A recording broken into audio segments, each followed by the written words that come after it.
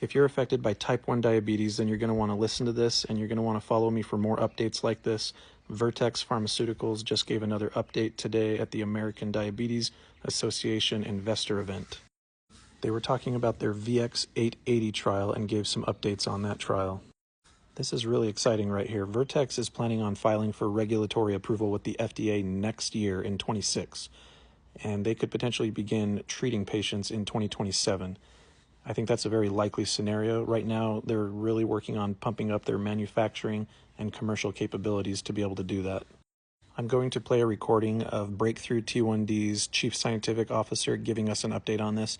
You can tell he's really excited about where they're headed, and so am I. Hello everyone, I'm Sanjoy Dutta, Chief Scientific Officer at Breakthrough T1D. I'm here on day one of ADA. Very exciting here. We just came off the talk of Vertex's update on their ongoing cell replacement therapy trial with zimislecel, otherwise known as VX880, or the Forward study. Very exciting results. We have reported earlier on results on this trial. Today, what the investigators showed is 1 year follow-up on this therapy. Just to remind you, these are stem cell-derived human islet cells implanted into the liver vein to provide insulin independence. And out of the 12 people that were studied in this, reported in this trial so far, 10 of them are insulin independent. All 12 of them are making their own insulin. All of them have met the primary endpoint of reduction in hemoglobin A1C, as well as no severe hypoglycemic episode on day 365. Super exciting here. Side effects were aligned with what's expected in immunosuppression regimen here, and they were all mild and mild to moderate. They were all manageable here. So, and more excitement is that they are anticipating completing the enrollment in the study by the end of this summer, 2025. Yes. And then we expect the results to come out in 2026 here, which will be the pivotal study moving forward for regulatory approval here. So stay tuned for more updates. Thank you. So what did we learn from today's update that we didn't already know? They went from 9 to 10 of the 12 patients are completely off insulin, totally off insulin. So they've added one more to that. And of the 2 people that were not off insulin, one of them decreased their insulin use by 70%, the other one by 30%. And the reason why they did not go completely off insulin is because they were using steroids for another unrelated medical condition, which interfered with their immunosuppression's ability to protect their beta cells.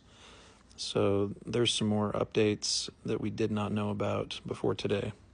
There was one other kind of cool thing that came out of today's investor call.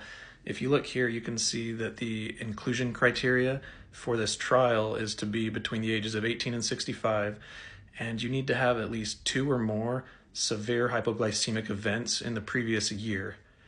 And some of the surgeons today hinted that that requirement could potentially be relaxed in the future. Potentially.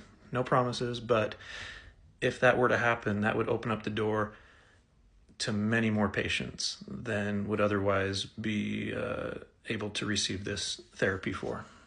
So it's a very positive update today. We're getting very close to having FDA approval for an islet cell transplant therapy that has never been legal in the United States. And I think we're about 1.5 years away from patients starting to be treated with VX880. Remember, the big caveat to this trial is that these patients are on immunosuppression. They're on tacrolimus, which is a nasty drug. When you are on it over time, it leads to toxicity, and of course, it kind of wipes out your immune system to some extent. But there is another drug that's being looked at right now with some other patients that is very promising, tegoprubart by Eledon Pharmaceuticals. Make sure you watch my 3-part series on that as well.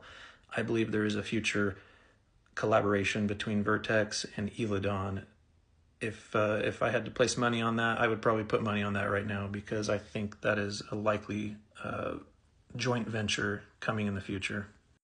Eledon makes a drug called tegoprubart, and tegoprubart so far has shown no toxicity or nasty side effects. And some patients have been on that for over 2 years without any significant problems, which is very encouraging.